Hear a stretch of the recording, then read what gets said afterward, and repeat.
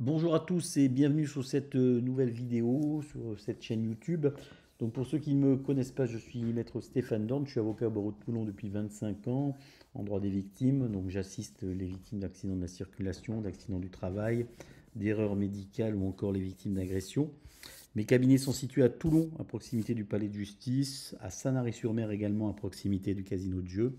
Et pour me contacter, le plus simple reste le secrétariat par téléphone ou encore le mail ou le site internet par la rubrique contact, envoyez un message et nous reviendrons vers vous. Alors j'ai décidé aujourd'hui de vous présenter un poste de la nomenclature d'Intiact, les pertes de gains professionnels actuelles, communément appelé PGPA. Alors ceux qui me suivent savent que la nomenclature d'Intiact va lister les préjudices qui peuvent intéresser toute victime de préjudices corporels. Elle distingue clairement les préjudices temporaires des préjudices permanents et les préjudices patrimoniaux des préjudices extra-patrimoniaux. Alors concrètement, les pertes de gains professionnels actuels, c'est un poste de préjudice temporaire et c'est un poste de préjudice patrimonial. Alors, la définition, vous l'avez comprise, elle est assez simple, hein. Ce poste de préjudice a vocation à indemniser la victime de la perte, tout ou partie de la perte de revenus que va subir cette victime avant la consolidation, en raison bien évidemment de l'événement traumatique. Alors, la jurisprudence concernant la perte de gains professionnels actuelle va préciser quelques points qui sont tout de même très importants.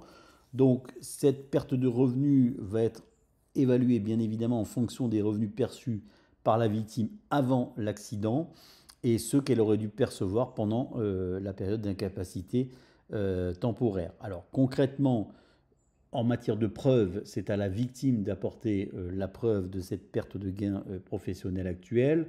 Donc, lorsque vous êtes salarié, il n'y a pas de grandes difficultés puisque vous allez pouvoir verser au débat vos derniers avis d'imposition et également plutôt vos bulletins de salaire. Donc, concrètement, le tribunal aura les éléments permettant de déterminer vos gains avant accident et vos gains après, en tenant compte notamment des indemnités journalières, et elle pourra donc vous indemniser sans difficulté. C'est un peu plus compliqué pour les personnes qui sont à leur compte, donc les professions libérales, etc., les professionnels, les commerçants, où là, le tribunal va en pratique exiger une antériorité de revenus. Alors souvent, on remonte à 3 ans. Donc on justifie des 3 années de revenus, notamment par les avis d'imposition. Et ça permet de déterminer les gains moyens, on va dire, qui étaient perçus par la victime avant l'accident. Et ça permet ensuite d'indemniser cette victime. Alors une fois qu'on a chiffré le préjudice sur cette base-là, il faut savoir comment on le chiffre, hein, avant de faire une simple différence. Donc la jurisprudence est venue préciser notamment que pour les salariés, il fallait inclure la CSG et la CRDS, qui normalement n'est pas perçue, mais on l'inclut donc dans le préjudice dès lors que les indemnités journalières, qui vont être déduites concrètement, puisqu'elles ont été perçues par le salarié, incluent également ces contributions. Donc ça, c'est un point important. En matière de revenus accessoires, là encore, la jurisprudence considère que les revenus accessoires perçus par le salarié doivent également être pris en compte. Alors bien sûr, il faut les démontrer. Alors pour les primes, ça ne pose pas trop de difficultés lorsqu'on a les bulletins de salaire. Il y a également les pourboires. On a de la jurisprudence pour les pourboires, mais encore faut-il apporter la preuve de la perception de ces pourboires. Donc une fois que la base de calcul est arrêtée, il y a l'évaluation. Donc la question qui s'est posée, c'est de savoir si on évaluait la perte de gain au moment où celle-ci est subie par la victime ou si elle est évaluée au moment où le juge statue. Alors vous avez compris la difficulté, c'est bien sûr en matière de pouvoir d'achat, puisque les dossiers de préjudice corporel ont vocation à durer un certain temps. On est sur un préjudice temporaire, donc un préjudice qui est quasi immédiat, que vous allez subir dès l'événement traumatique, concrètement, dès votre hospitalisation, votre incapacité à travailler.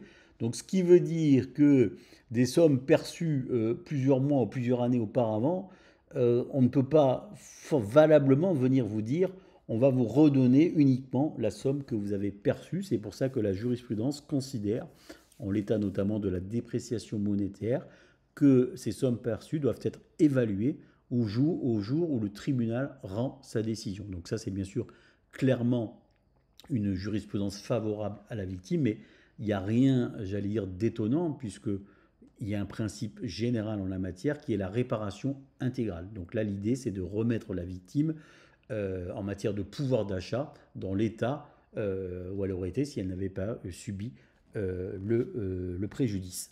Donc voilà la jurisprudence importante. Alors, en matière de preuve, on est sur un caractère certain, hein, ce qui veut dire que tout ce qui est perte de revenus hypothétique, la jurisprudence n'y est pas favorable. Donc, on ne peut pas verser au débat des statistiques d'une profession pour dire que les revenus habituels sont de tel montant, etc. Et là, il faut vraiment apporter la preuve qu'il y a une perte certaine du revenu pour être indemnisé. Donc là encore, dans le cadre du dossier, hein, il faut bien sûr réunir l'ensemble des documents nécessaires à démontrer cette perte. Voilà. Et en jurisprudence, mais je vous l'ai dit, la perte peut être bien sûr totale ou partielle. Ça veut dire que si par exemple votre état de santé permet votre poursuite d'activité, mais permet une poursuite d'activité non plus à temps plein, mais par exemple à mi-temps, ben, on va vous indemniser. Alors il faut bien sûr que ça soit justifié, hein, mais on va vous indemniser la perte de revenus que vous subissez. Voilà, donc en conclusion, vous avez compris que les pertes de gains professionnels actuelles donc, visent à compenser donc, les pertes de revenus subies par la victime avant consolidation de son état et qu'on va donc prendre en compte les revenus effectivement perdus, les contributions sociales et on va donc actualiser ce montant au jour de la décision judiciaire. Voilà, je vous remercie pour votre attention. Si vous êtes intéressé par ce genre de contenu, je vous laisse vous abonner et je vous dis à bientôt.